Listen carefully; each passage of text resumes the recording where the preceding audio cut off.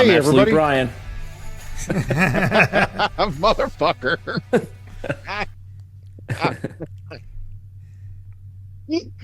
I half want you to keep that in, Hassan. Okay. Uh, hey, everybody. Welcome to another episode of Comics Discourse 114. I'm Ultimate Brian Newberry. I'm Absolute Brian Clark. And I'm Midnight Hassan. I thought you were going to be, I'm next level Hassan. Oh, I could have done that too. Or I'm all in Hassan, but that might have some weird connotations we don't want to talk about. Oh, well, folks, welcome to Comics Discourse 114. And tonight we are doing our monthly top of the stack. All the good new shit we're reading this month. We got a lot. I've got some hefty Kickstarters that have come in that I've read, and I'm a little off the beaten track tonight. Hassan has, you guys cannot see it, but like 20 piles of stacks behind him, and literal top of the stack for him. I think is enough to fill a short box.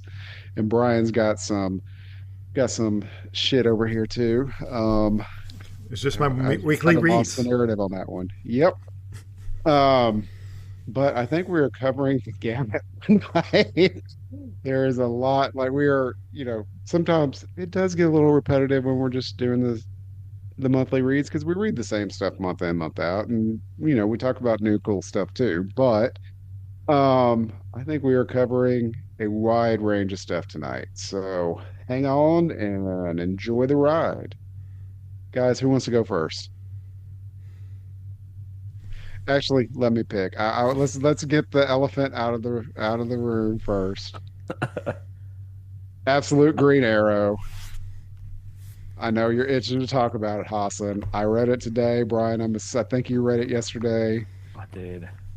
All right, let's just go for it. Brian's like pulling out all the covers. Hassan probably has like 5 more of them because he's all addicted to that now. I am addicted, but they haven't. Not all the covers have. Oh, they come with your yet. box. Yes. I have one cover so far. I got the regular and I got the Gilliam March cover with the awesome black canary. I just got the regular on digital, but do want to talk about this cover real quick before we go into it. I never looked closely at the cover until today. Mm-hmm. Dude, what is up with that? I just thought it was a bow and arrow, and then I'm looking at this cover. It's a sword bow. 2 swords with like it's right. It's incredible, and you see it in action in the issue where he takes it to board. It's just like, what the fuck is it? We got Ninja Green Arrow going on here. Yes, we do. You want to talk about who the creative team is? Go for it, Hassan. I'm gonna let you take the lead on this one because I know you've been waiting for this book for months. Oh, I have. Yeah, it's written by Pornsack Picasso, drawn by Raphael Albuquerque. And yes, I've been waiting for this for a long time. First of all, I'm a big Green Arrow fan. And when they first announced Absolute Green Arrow, I'm like, okay, that's interesting. And then here's Oliver Queen and Green Arrow first appeared in Absolute Evil. And he was killed. And you're like, what? He was killed. And in this issue, it's the whole background of there's a serial killer that obviously looks like Green Arrow, but he has a mask, like a very like death-looking mask. And he's going around killing billionaires who basically get away with stuff. And the whole book premise, at least for the first story arc, assuming it goes more than 6 issues, which I'm pretty confident it's going to get extended more than 6 issues. But the premise is we also get introduced to Black Canary. And in this, in Absolute Green Arrow, or Absolute Universe, Black Canary had an interesting past. Her parents or her dad was a cop, just like in main continuity. She was a police officer. That didn't go so well. And then she became a MMA fighter. And you could see like the way some of the artists drew her on the cover. Man, she's bulky. Like she's not slimmed down. In fact, she kind of looks like Big Barter in some respects, and she has a short There are haircut. some panels where she looks like that. Like the first one where we see her, she's doing personal security for a pop singer. Yeah. And she doesn't look that built there, but then they have her talking to her therapist. And yeah, I was like, she's thick, muscly like Barta in that page. But when she was protecting the lady, it didn't look like that. But I was like, yeah, she's a big built woman. She is. And her dad is dying of cancer, needs some treatment. That's the background because she's really protecting people she doesn't like, but she's doing it for the money. And she definitely needs the money. What we found out later on that her and Oliver did have a relationship in the past. So that's always good. Way before Oliver became rich, they broke it off because Oliver cheated on her. Again, it's very consistent with the main Green Arrow universe. I mean, no matter what universe it is, Oliver Queen can't keep his. He can't keep his dick in his pants. I'll spare you from having to say it. Thank you. I was trying to say it in a way that's not that crude, but I guess leave it to me. Leave it. That's Brian. So she gets hired by Malcolm. Yeah, Malcolm Merlin. Thank you. And that's the thing. Like all the Green Arrow characters are in this book, at least mentioned in it. You get eventually. There's a whole list of suspects that could be this serial killer. It's Roy Harper, Mia Duran, and Tom Holloway. If you recall, he was the son of Malcolm Merlin in the TV show. There's also going to be other archers in here.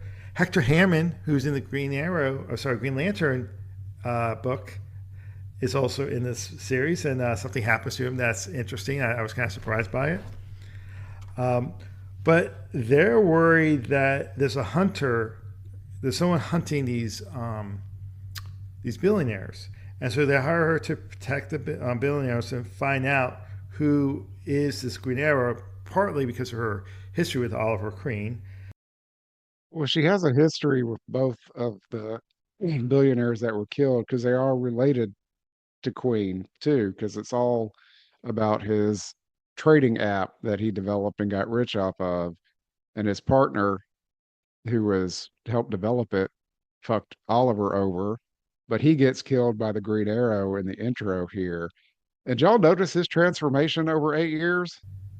Yes. Well, it is. You know what it is? It's a spoof off these billionaires. Like I won't mention which names, but they look very geekish. But then they have enough money where they make themselves look good with hair transplants, bodybuilding.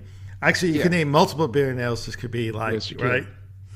And this one, and Oliver's partner has been accused of sexual assault and human trafficking and stuff, and that's why he's like the first scenes are him getting brutally killed by the Green Arrow. Well, and then you find out later it gets worse even after, like the Green Arrow attacks him. He gets 2 arrows stabbed in his eyes. His fingers were severed, and similar damage to his genitals. Oh, yeah. All the body parts allegedly he couldn't keep off underage women. So this is violent and it's gross. And by the way, he does have trick arrows. And what the trick arrows is the poison. You get stabbed by it, you would grazed. Die. Grazed, exactly. Scratched. Well, and then he's got another trick arrow too, a grenade on one. It's such a trick. It was just clipped on there. But Hector Hammond is an asshole, and we knew that from Absolute Green Lantern. And when she hesitated to take the job, Hector Hammond said, I mean, we could cover all the insurance if you work for us, not just half the bills. But since you hesitated, I'm going to make sure that your daddy loses all the coverage. And now you definitely have to work for us. So he's a complete asshole. And he did. Yeah. Her dad loses her coverage, so now she has to take this job. And she's not very happy, but she's very good at it. So towards the end, the billionaire she's protecting, who is also a creep, he gets there to get attacked. Um, when they go investigate Oliver's doomsday bunker, his error cave, they get attacked there. So he tries to protect the principal, but as Brian mentioned, he gets glazed and he dies because of the poison. Um, this Green Arrow takes care of them so bad, kills these. Like we mentioned, he has a bow and arrow, but the bow comes apart very easily. Comes two swords, and he just slices heads off. Um, Raphael Albuquerque's art is just incredible in this book. I definitely think this is a great fit for him. He has done a lot of different books, but I think his most famous series he's ever did was American Vampire, and this is perfect. And he's after these billionaires, and also what they did to Oliver Queen. So there's definitely some connection. He cuts off Hector Hammond's hand off with the sword, and Black Canary saves his hand. But that's interesting. He loses his hand. Ultimately, the bunker, they were trying to open it up, the wall, during the grenade that exploded. The wall was there that was fake. They go in, and this is the thing I don't understand. What do you guys think? They see a boy's body, right? And the boy is dead, but not decomposed, and he has of all these eyes on him. Freaky, I right? wasn't sure if it was tattoos or if he Yeah. really had eyes all over him, Hassan. Yeah. Okay. I thought it was actual eyes. Yeah, I'm leaning towards he's like Eye Boy from X-Men. Okay. Okay. Crazy. Yeah, that But was I've got pretty no idea weird what the hell ending. that is. Yeah, that doesn't lean into anything DC that's ringing a bell off the top of my No. head. No. So, I mean, I really enjoyed the first issue. It was as crazy as I thought it was going to be. Um, a lot more Black Canary than I thought, although I kind of expected it because if the whole mystery is who's this Green Arrow, they can't really lead on with the Green Arrow because then it might reveal too much. So it makes sense that Black Canary is the main protagonist ultimately in this book because she's really the character that the reader is more relating to because she's trying to discover what's going on at the same time we are. Yeah, I'm curious to see if she's gonna belt out a canary cry at some point. Like that's hidden. Like we don't know she's got it. So right now they're Hmm. playing her straight as no powers or anything. Yeah, I would think she had it, she wouldn't use it, but Anyway, I enjoyed the book. I thought it was a good one. Um, I well, what else? What what's about you, that? Clark? Uh, I think I liked it. I mean, It's it not was a like a very good lot of, CrossFit. well, a lot of it was I'm like just this like billionaire setup, and those guys, they were so scummy that like I was like, let's get to it. Let's get to this action here.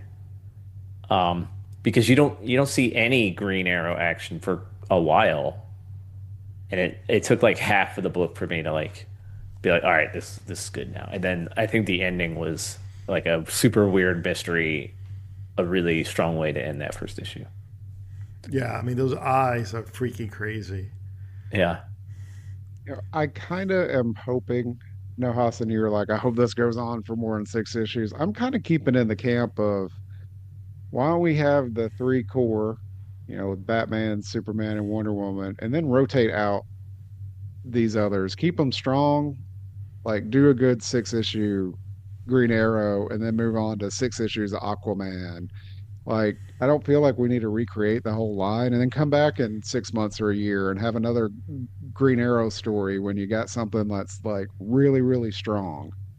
Um, I would love something like that. And let's explore more of the DC characters a little bit and not just recreate the main line, but slap absolute on them. Well, I Um, do think they already said that even if they do expand, they would they would like stop one book as well. So, to your point, they're not going to like keep expanding. But I do think this could at least go for 6 more issues or something yeah, like the Absolute Martian Manhunter, which is well, it's has going one to go more issue, 12 now. It 12, was right? supposed to be six, but yeah, yeah. Because the other thing is, I think they could probably go longer with this with another story, but some of the mystery is what makes it so cool. Yeah, once you find out who Green Arrow is, you got to have a different twist, which I think is will be great. But again, It's I just Oliver like to Queen, see some guys. more. It's Oliver Queen. But I was thinking it's him or his son. Connor. Connor, Yeah, we'll find out. Brian, I know you have the first issue of this in your stack, and I've got the entire collection. Um, so I'm Oh, on dive flex. in. Yes. All right, folks. We're gonna dive in a little bit to Megalith from Bad Idea. And just heads up, this is gonna be a very mixed review here. Um, so it was a Kickstarter from several years back, and I'm gonna start with just telling how it is. It came out 2 years late. And a lot of that is because Louis LaRosa had some health issues and it took him a long time to get to. Completely understand. Bad Idea was giving updates all the time and keeping folks informed. Then the updates just stopped. And then all of a sudden, instead of people getting the collection, issues started were going to come out. We actually did get the collections before the issues, or about the time Brian got his first issue. I got my whole collection. So that was good. But I do have to again, they're behind on several Kickstarters. I've got two or three out still that are a year and a half or more late. The main one being Save Now and Thinkers. Um, and they haven't been given updates. Like they haven't provided an update since November on um, Tankers and Save Now. They just say, "Oh, issue three's out. Here's you a digital copy." No word on when we're getting our collections. So I do have to put that out there. I am happy I finally got this one. But my tone on the company has changed. I used to want to buy every single thing they got. And as soon as it comes out, I was buying blind, not even knowing what they are. But even the tone of their comics on their new releases have changed lately, and they're tending to skew more towards movie pitches instead of doing some cool comics. And you know, we liked Cul-de-sac that came out a couple months ago that wrapped up. But you haven't really heard us talk about any of the others because really they seem like to me personally, and I've read them all, they seem like rehashes of 80s movie plots with a slight little twist that aren't really anything special. Um, I will still be keeping an eye on them, but they're not going to be just I'm going to buy everything they put out now because it's not been as consistent anymore. And it's a shame because they were very unique to me when they first started. And I loved, even if I didn't love every series, it was at least something different than I hadn't seen before or something different than what was on the stands. So, had to get that out of the way before we talk Megalith. Brian, I'm going to ask you, did you read issue what you read issue one, right? I did. And oh, let's get the creative team. So we got Matt Kent wrote it years ago. Louis LaRosa did the art, and Laura Martin did the colors. I will say this hardcover is beautifully put together. Like the end papers are actually a splash page that goes over both parts of the end papers. Um, about a third of this is the OA in the back of it in this big collection. Um, and then they did a bunch of little one shots that are supplemental to the story that are in here. So you got the main story, the supplements, and then the OA. Anyway, Brian, what'd you think of issue one? Um, I mean, it's as much of a setup as I thought I would get. Like, you kind of just follow one guy, and he knows these sewer systems. Then a giant event happens to the Earth, and they mention it's an Olympus event, and you're like, I don't know what that means, but apparently they do. And then people go down into the subway and find him, and uh, since he knows the paths, kind of leads them around. I thought he was an interesting, good character. Like he seems like a very nice person, and he's a cop, but he like was like the nicest cop I've ever witnessed. Kind of hit on some things that I feel are lacking in this plot. Love Matt Kent. I do feel like there's a lot that could have been fleshed out of these characters and the actual concept. Because, like you said, what's an Olympus event? I still don't know what that is. Um, we do get a little backstory for that character. His brother he and his brother were gonna own a mechanic shop, and actually they did, and his brother got murdered right after they opened it. So he was forced to close the shop, and to make money, he's become a cop. But there's a whole bunch of other characters, and I still, after reading this and the supplemental comics, I don't even know who the hell they are or the concepts of what happened. Like, I'm gonna start. This is a gorgeous beyond belief book. The artwork is phenomenal, especially when you get to the creatures and the actual thing that has landed on Earth. The Olympus event is just some structure has appeared in the middle of Baltimore that's miles high. It's crash landed on Earth, and nobody can get into it but this cop and I'm guessing some scientists. I still don't know what the hell they were. Break into it, but it transforms into a giant like mech from you know Power Rangers or something, and it starts walking towards DC. But this group is inside it, and the military is going to nuke it if they can't stop it. And they're climbing up through it, and they're climbing through alien landscapes. So the Rosa really goes crazy with the art. And Brian, I don't think you got to see all that yet because I'm not sure how far the first issue goes. It was like it was wild because it just seems like a building, and they're like it's printing itself, and it has like giant printer arms kind of doing Yeah. that, and then you see some shapes, and then you see Kaiju Thanos, and that's kind of where it ends. And Yeah. So it's a the giant fucking robot. yep. Yeah, to Brian's point, it got taller and taller. It was 3D printing itself, and there was people tried to break it at the top, and it just printed right over them and killed them and threw them off the building. Um, but once they get in, it gets trippy, and you're just like, you don't even really know what's going on. And again, you have all these characters, but you don't understand what they are or their motivations. It's really odd. And then it gets long as it goes. You find out this thing is part of some alien war, and there's another enemy one coming to the Earth, and the cop ends up piloting this thing and goes and fights a creature in space that's similar, and he ends up fusing with it. And like he is now like the guardian of Earth. Okay. And not even just Earth, he ends up traveling in space. But the one of the other characters that dies somehow, her personality gets fused into this thing too, and she's like his only companion. But you only get some of that from the supplemental stuff. It's it's really odd.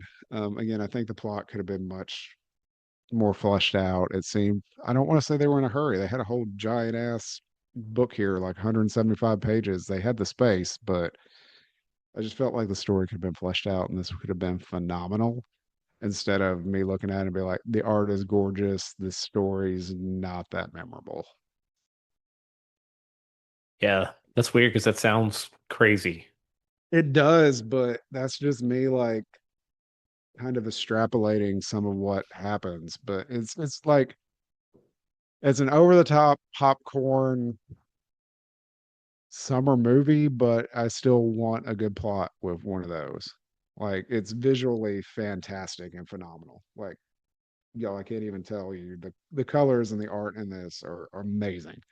Strongly just recommend it off that, but the story could have been better, and I feel like Matt Kent was just leaving space for Louis LaRocca just to go crazy, and I think that was accomplished. But I felt like if we had this story beefed up more, this would be like an all timer. Well, But I hope they expand on it because it's does have interesting concepts. I'm not sure if they will because they're not sure how much Matt Kent's doing with Bad Idea anymore. He's got his own That's line to take care of, and I haven't seen him doing anything in a while because like this was done years ago, and I think Save Now was as well. Although I do think they rewrote like the last two issues of it, but um, I am excited to finally get that one when we get it. But yeah, all right. Well, Brian, what you got in your stack? all right. Well, speaking of a publisher that has all kinds of stuff that could get you excited, uh, you may have mentioned or heard Hassan and I talk about Arcadia, but got another Ignition book, and this is by Rob Guillory, the artist behind Chew and Farmhand, and art by Sam Lotfie.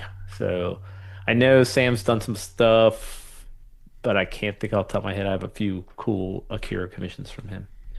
But Innards um, it's a crazy concept. It's like a post-nuclear sort of war kind of vibe. You don't get a lot of that. They're just like, hey, all the energy reserves, like oil and stuff like that, we can't get that anymore. We have to get a new type of energy, and that is mined deep in these caves. And that energy is called Luciferum, Okay. which sounds ominous. Um, Anytime there's like new materials, it's gonna have some crazy name. I can't wait in DC when we have to find Absolutium.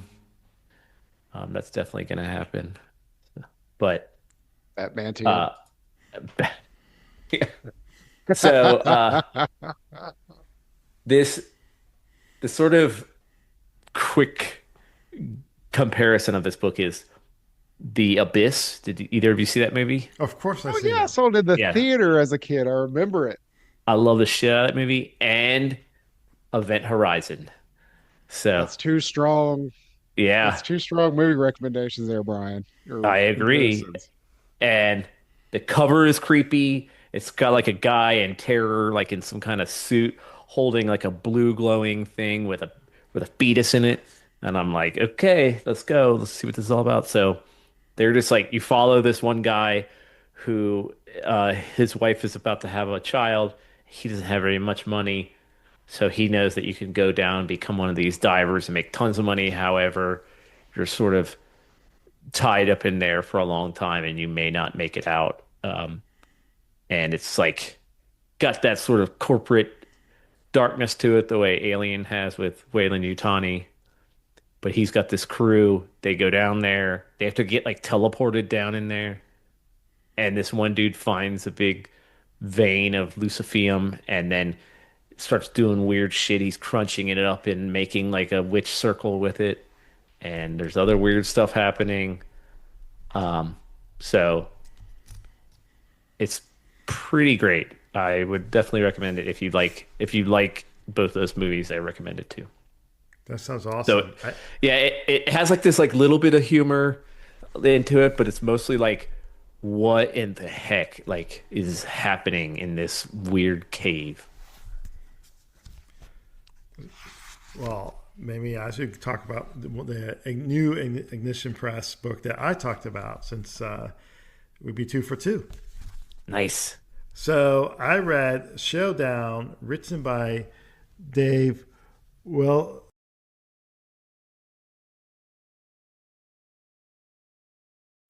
Tagalusha. And what it is, it starts off actually, I love one of these stories where it starts off in the future or, and you see a house burning down and you see this woman and this guy and they're talking about having a showdown and they hate each other so much and they want to kill each other.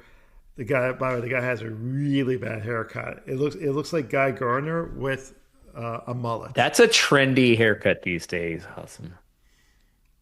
I'm sorry. Oh, does not look not to this guy because they hate each other. They're going to kill each other. They're going to kill each other, and then there's a flashback 2 days earlier, and it's a whole setup. It's about this woman coming back to her hometown, and she's definitely a violent person seeking justice. Um, we also know about this guy that we saw in the beginning, but he seems like a loser. He's very sad. His dad passed away. He's a former police officer. His dad. Her name is Trish. She shows up and gives him an ultimatum. You have 2 days, 48 hours to put your life in order. After that, I'm coming after you. I want a showdown. So we don't know why she hates him. Doesn't know what he did. Obviously, he did something bad. She also definitely has some violent tendencies that we don't know about yet. Um, I do think he's blamed for killing a kid. We don't know why yet, but that is definitely his reputation. He's definitely a oddball of the town, a loser of a town. But yeah, and it ends with him calling her up and saying that yeah, he agrees. In 2 days they're going to meet. And she says to him on the phone, "Have a good last 2 days on Earth, Harvey." And then they hung up. And that's the setup for the issue. The art is amazing. The artist draws the like a good way, like the storytelling is fantastic, but at the same time, because again, this is not no supernatural, no sci-fi. This is just a grounded story, but he's able to do that. The clothes, the facial expressions all look like they're it's creative, but at the same time it's grounded and it pulls you in. Very good first issue. So very happy to pick this up. Yeah, I a lot of the definitely books look cool. yeah, I definitely Initial Impress is definitely hitting it better than Bad Idea. There's Are no you still question. reading Arcadia? I finished issue 5. Yeah. Yeah, same. Yeah, it's good stuff. It's good stuff. I other like the end of I was not surprised by the end of issue 5. I don't want to spoil it, but I Yeah. was not surprised. Yeah, I will say the same thing. But it was I think that was probably the strongest issue so far. Yeah, I agree. The art is incredible. And these I don't think they're available digitally at all. I think you have to buy the actual paper copies. And the production quality on the books is really high, I think. Hmm. Yeah, Arcadia is cool.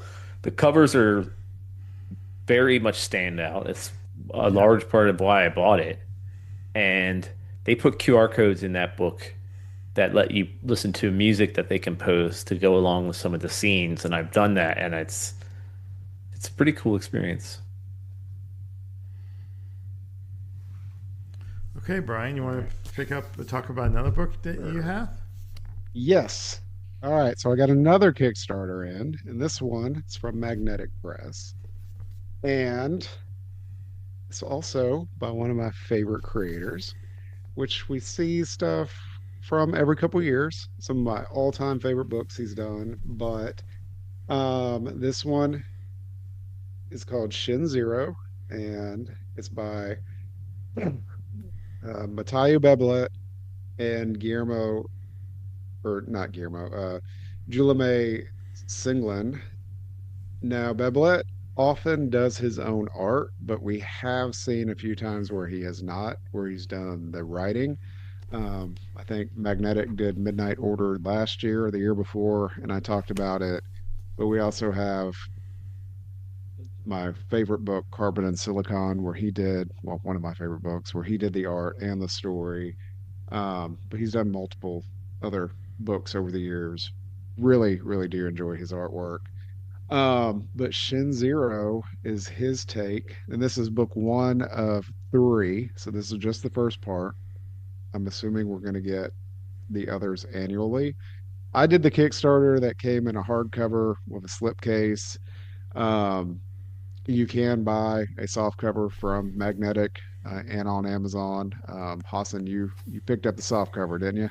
Yes, I picked it up from my local comic shop. Yeah.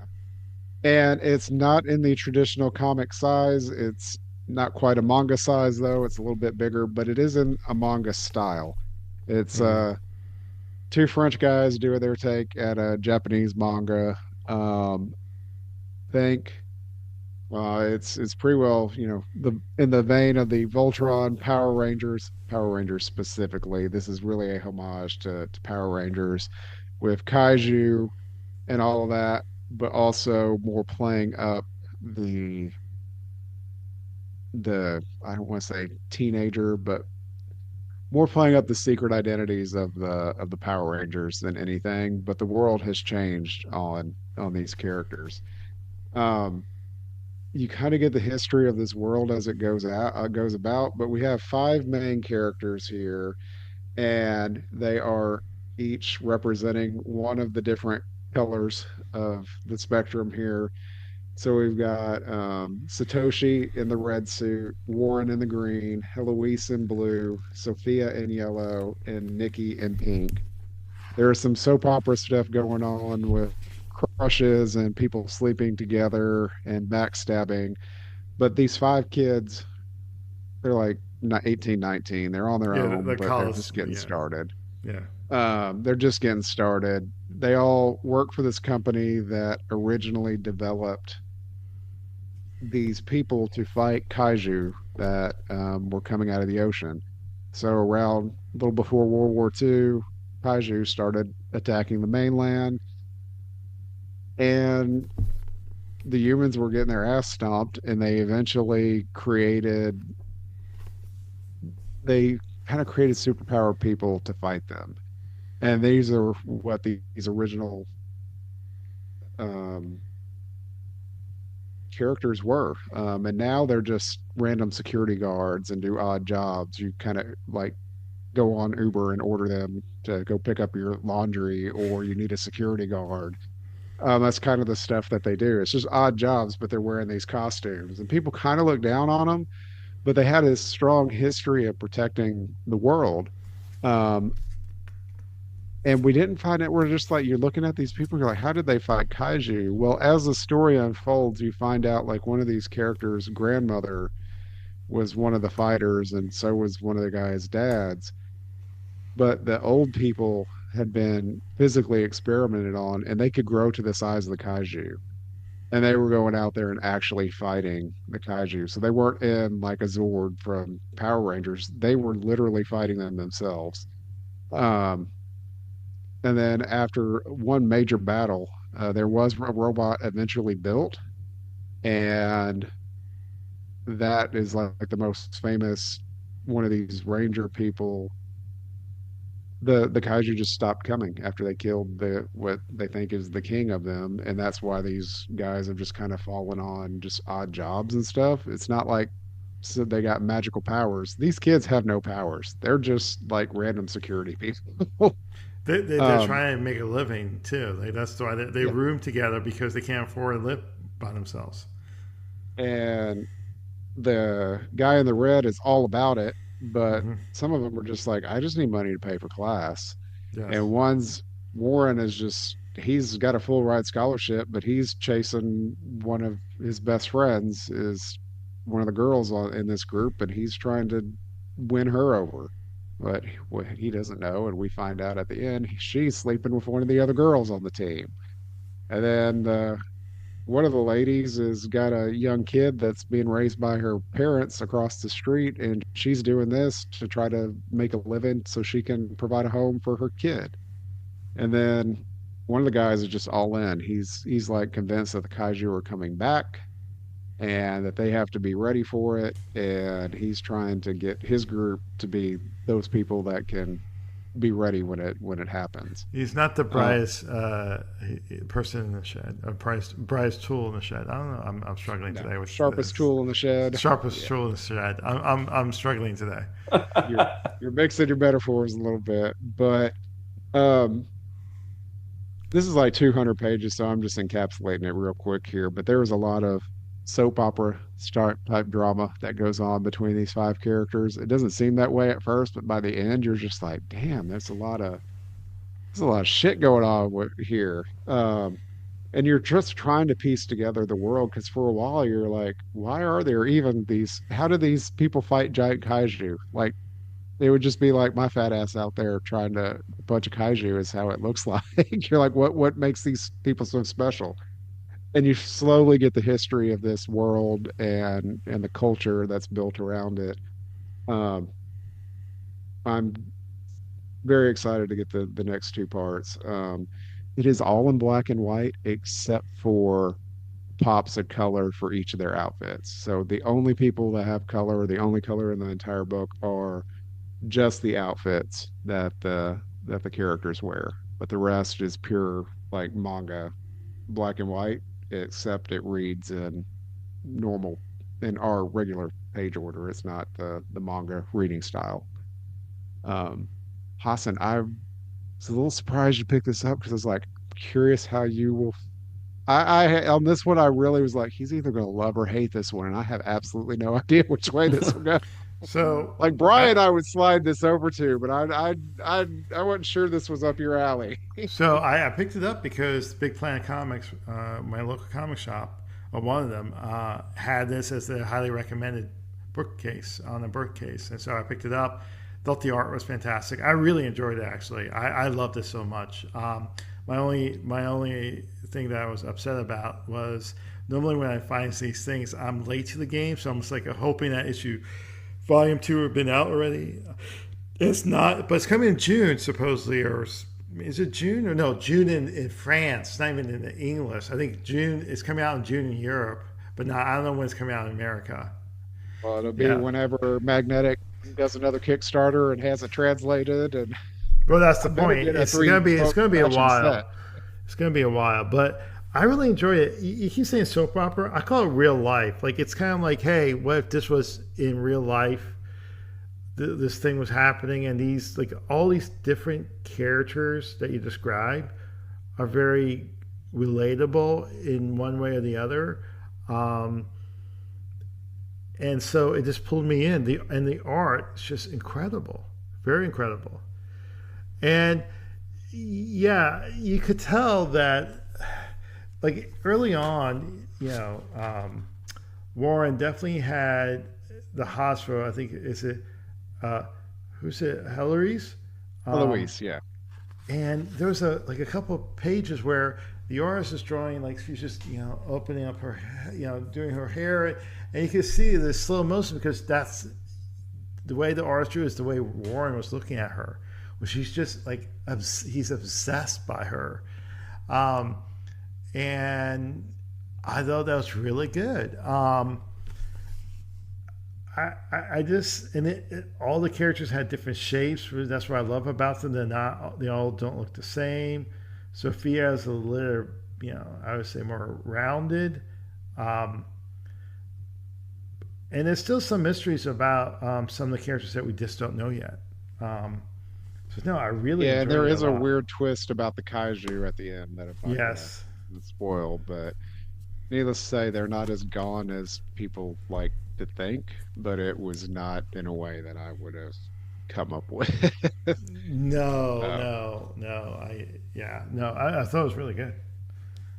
well, speaking of Babylette, I don't know if either one of you backed the other Kickstarter that Magnetic just wrapped up of his Silent Jenny that he I is did. right.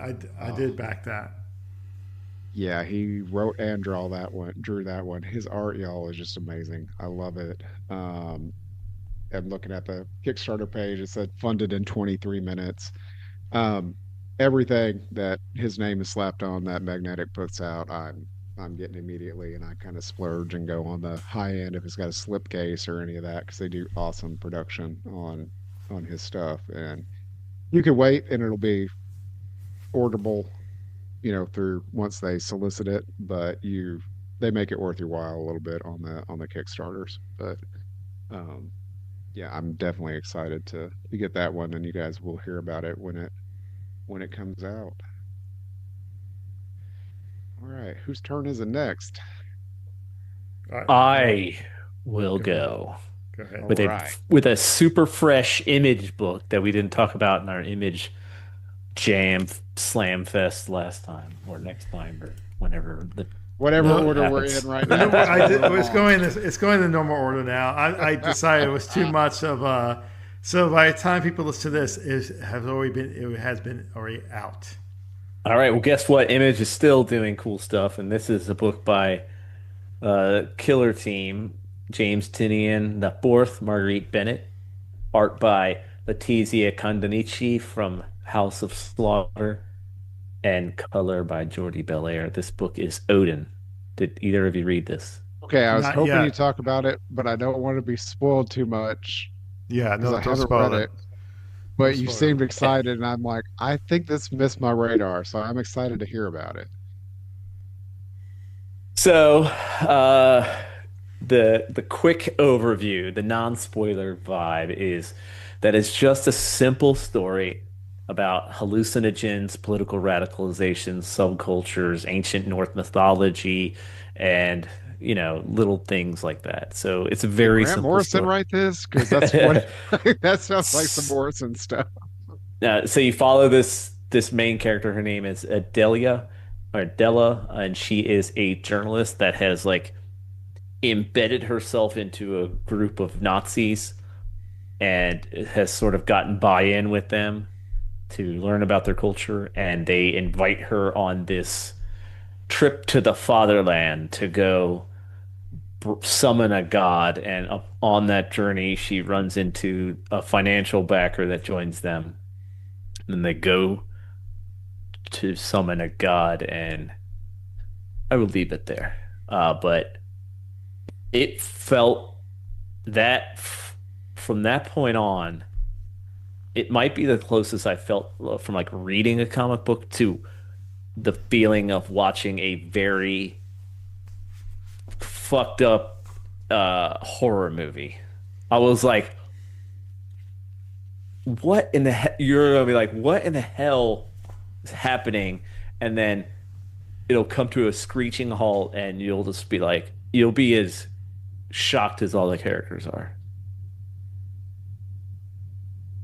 So, and I Now I believe am this is very a, intrigued.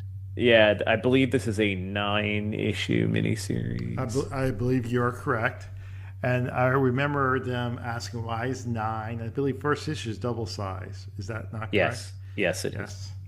Maybe the last issue might be double sized too, I heard. But I tell you, these double sized first issues are really perfect to get you pulled in. Yeah, yeah. So it's like not a lot of joy in this book, but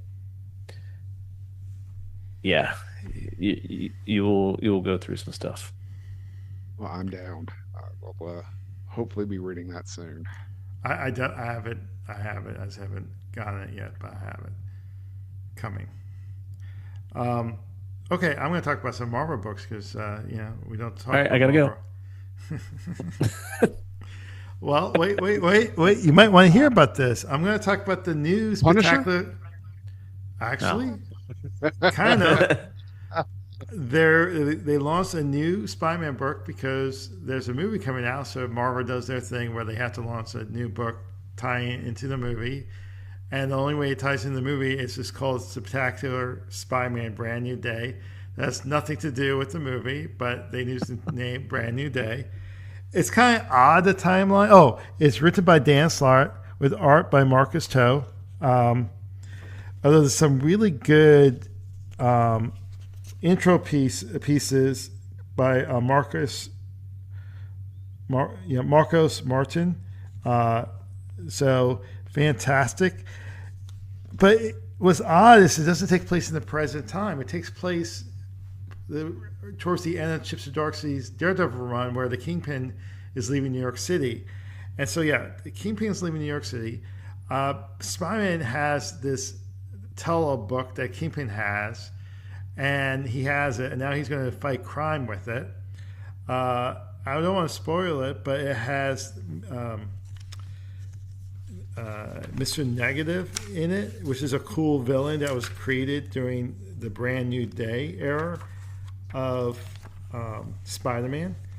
But it also has one of your favorite characters, Brian Clark. It does have the Punisher, probably because the Punisher is also in the Spider-Man movie. Something Spoiler. Spoiler, yep. And I didn't I was know like, that. okay, the Punisher's in it, but I think there is something that happens towards the end with the Punisher and Mister Negative that that makes it very interesting. Um, I won't say what happens to the Punisher, but I'm really looking for issue two. Um, so it was fun. It was fun. It wasn't, it's kind of like a non. It felt like a non-continuity Spider-Man, although I doubt it'd be non-continuity. But it's like because it takes place. It doesn't take place exactly in the present day. It's kind of fun to read. So I read that.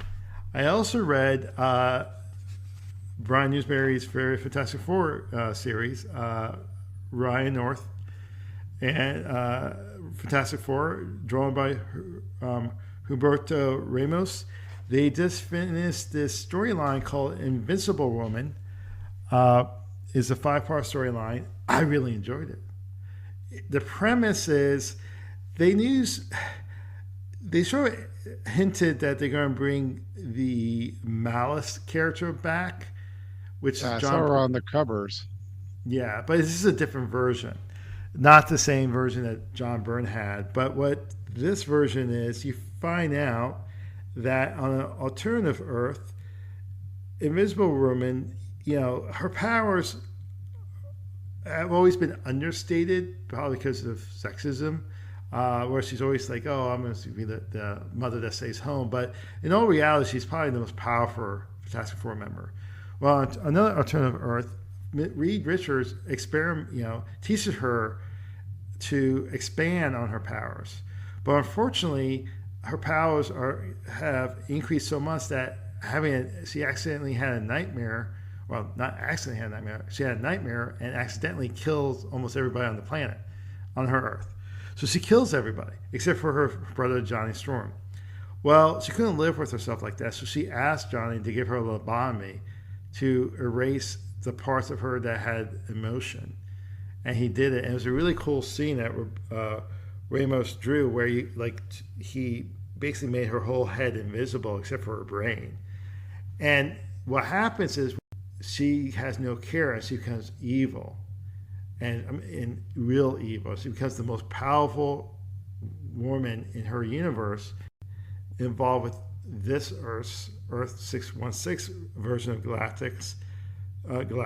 And long story short, the Fantastic Four finally meets up with her, and all hell breaks loose. They cannot fight her. Ultimately, they do defeat her, but it's very interesting. And then on a side note, there's a B storyline with and they're trying to stop alien invasion while the Fantastic Four is off planet or off on a different Earth. So I thought it was well done. It was very fun.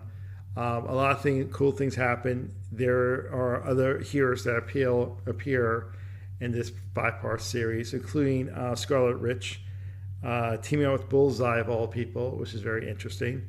But yeah, it was fun. It was not what I expected when they introduces Malice.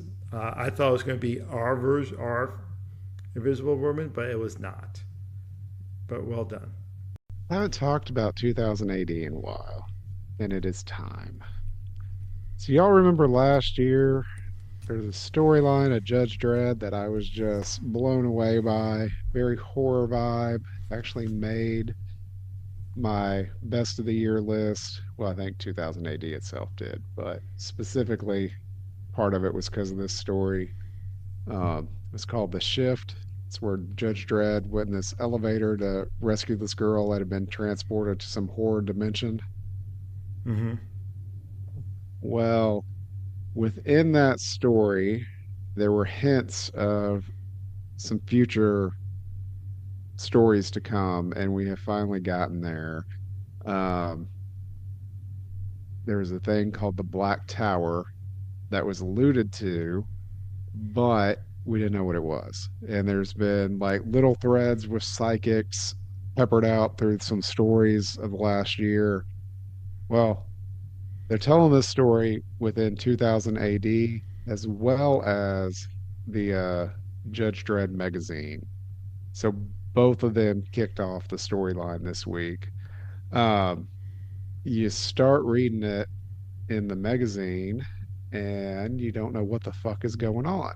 So the magazine, the story's by Ken Niemed with art by Nick Percival, and Percival's the one that does that painted art that I love so much in The Shift. And this directly ties into it. Um, you've got Judge Rico driving around, having to arrest this dude from a cult. Um, and the dude is naked, running the streets with a razor blade, and he's cut himself all over his body. Um, and Judge Red's like, take him to the Coot Cube, and I need to talk to Side Division. And they're telling him, hey, that case, Rico, that you did last year, with the shift, there's something happening around that. They had to defrost one of the original size from their tanks because apparently the judges deep freeze some of the powerful size before they die, so they have a limited time. Like they can defrost them to get some information out of them on a limited basis, and then freeze them back again. One of them is woken up and she's demanding to talk to you. And again, notice I'm saying Judge Rico, not Dredd. Well, turns out nobody knows who Judge Dredd is, and Rico has kind of taken his place. And Rico is kind of his weird, twisted version of his brother. But the world has never heard of Judge Dredd at this point. And Rico's running through here. All the sides start melting down, and this giant tower has appeared in Mega City 1. Giant fortress, black fortress, and it has fried all the psychics. It's fucking with a lot of the environment. And the lady that was the psychic that helped them with the shift is asked her robot to search for Judge Dredd, and he's like, there's nobody that's not a real person. Um, and the whole time you're just like, what's going on with Dredd? Um, but straight out of horror movie, creepy shit is happening in Mega City 1. Like these ghouls and creatures from the shift are moving over into this earth and tormenting people. Psychics all over are getting fried. So like all these weird little side psychics that Judge Dredd has dealt with over the last year are going to start appearing in this series because they're going to probably be the ones that are helping Rico. Well, over in 2000 AD this week, we find out what's happened to Dredd. And this one is also by Ken Niemed, but art by Dan Cornwell. This art's kind of cool too in a completely different fashion. Percival was doing that real painterly art. This looks sort of like dark fantasy. Like I'm like, why is Judge Dredd fighting orcs and trolls? Well, that's literally where it opens. It's just Dredd is in this like city that looks decimated, but not like Mega City 1. It looks like an old fantasy city. And he's fighting trolls and shit. And he's killed like 18, 20 of them within a few minutes. But they finally um, overpower him. And I think I sent you guys a page of it today. It's like 20 squares of Dredd just killing all of these trolls and stuff. I Brian, I can't think hear you're you. saying something, but you're on mute or something. It gave me Jesse Lonergan vibes. Yeah, I can see that. Um, it was a cool little page, but Dredd finally gets beat up by these people, and they go to the edge of this pit and throw him down. And there's like pages of him just falling, and he's talking about how far he's falling. He goes down hundreds of stories, and you're like, when's it going to stop? And they're talking about how he's got multiple broken bones, internal injuries, he's bleeding out, he's falling through hundreds of stories. And they're telling it like they told him before he fell, like it kind of seems like you have to fight your way up to the top. and they stripped him of everything, and he's going all the way. They said it cast him into the cauldron, which is the very bottom. And when he gets down there, he falls in like this vat of just ooze, not Teenage Mutant Ninja Turtle ooze, bro, Brian. Boo. Um, but these deformed humanoids come and fish him out, and they take out his robotic eye, and one of them replaces his eye with it. Like they're ripping off all his clothes and stuff because they want it. And some dude that looks kind of like Darth Vader in a way beats the shit out of him and chases him off. And they're like, the dead are yours, but not the living. You can, if he's dead, you can have his stuff. But if he can stand, he's coming with me. And Dredd's like telling him who he is, and I'm from Mega City One, and I'm a judge, and people are looking for him. And the dude's like, nah, dude, wherever you're from, you'll never see it again. No one comes for you. No one's looking for you. This is the oubliette. If you're here, you're already forgotten. Which, if you'd read the Judge Dredd magazine, you realize nobody remembers him at all. It's like he's never existed. And then we see some pages, one person remembers him, Judge Fargo. And once he realizes Judge Dredd's not there, he starts going to look for him. And this is supposed to be like a long-term storyline for a while between the magazine and 2000 AD, and I'm super excited for it. Like I'm hoping it is really good. I'm enjoying it so far. Of course, I love the art in the magazine, and this art was fun too here in 2000 AD. So I have a feeling at the end of the year, y'all might be buying a Judge Dredd collection or being gifted one or the other. God, that would suck. Oh my God, Brian made me read Judge Dredd. All right. Anybody got anything else? We're gonna keep Okay. going. That it? I'm gonna do two quick ones. All Um, right. Mainly because I just finished it, but and it came out 2 days ago. This is Mujina Into the Deep Volume 4 Oh, by Inio Asano.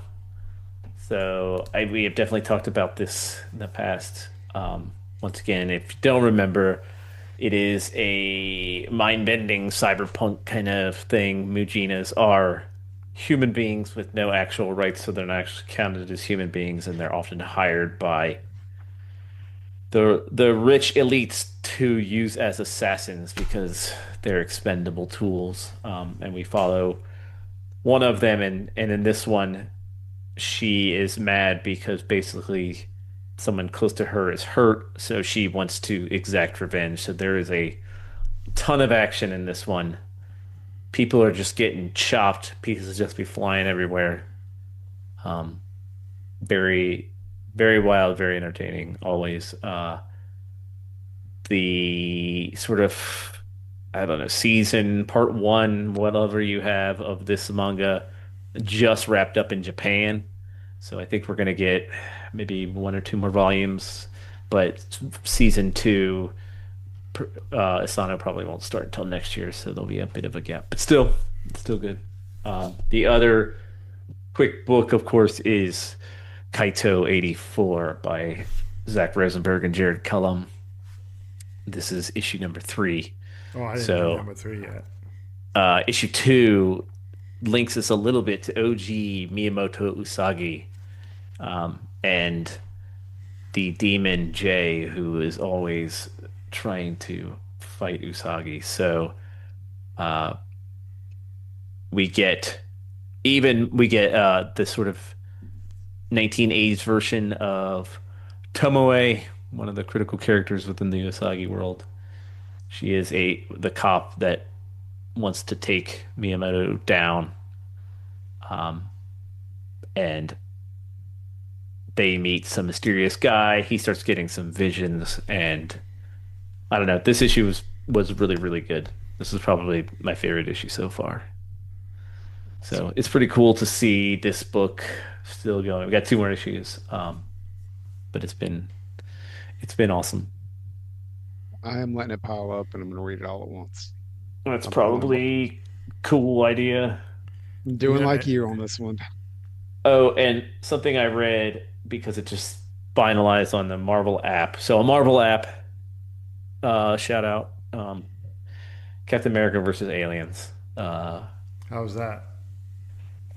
It starts off actually pretty strong. Then it gets kind of weird. Red Skull does merge with the Queen, which is Yep. wild.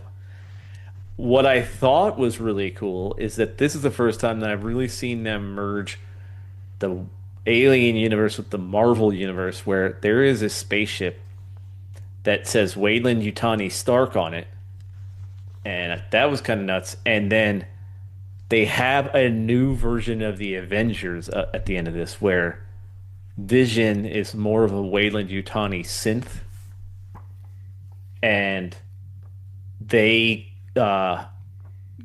go find Captain America in the ice because it's now modern day, and they thaw him out, and he's got his shield with him, and they're like, "What's that on the back of the shield?" Guess what it was? 'Twas a face hugger. So they kind of left it open for some more story, but it was Captain Marvel is in this, Yep. and I thought that was cool. He's a dick Like in it too. he is a dick, but it was cool to see like the Kree Skull War mentioned in this, and the fact that Xenomorphs took over a Skrull warship and made Xenomorph Skrull hybrids. That seems dangerous. So that book is pretty violent, also. Yeah. Yeah, it was. Captain America kills so many xenomorphs in that book. I got one book to talk about. All right. Go for it. Another new next level book came out a couple weeks ago. Is called Barbara Gordon Breakout. It was hinted that they were going to do a series where Barbara Gordon goes to jail. What you didn't know was, well, I didn't know, was it was all set up in Batman #9 by Matt Fraction and Ryan Serkin. I'm not going to get into it, but it wasn't like she wants to go to jail, because what you find out, so she gets caught. Vandal Savage, who's still the commissioner of Gotham, Brian Newberry sticking his head. Honestly, he knows who Batman is. So now that Batman's framed for murdering a cop, and so now the police are after Batman and his allies. And so in issue 9, Batman and his allies is destroying all the evidence of all their places that Savage already knew about. And that included the Watchtower. But Barbara Gordon was in the Watchtower and purposely gets caught. So at the end of issue 9 of Batman, she's arrested for supporting Batman and his allies.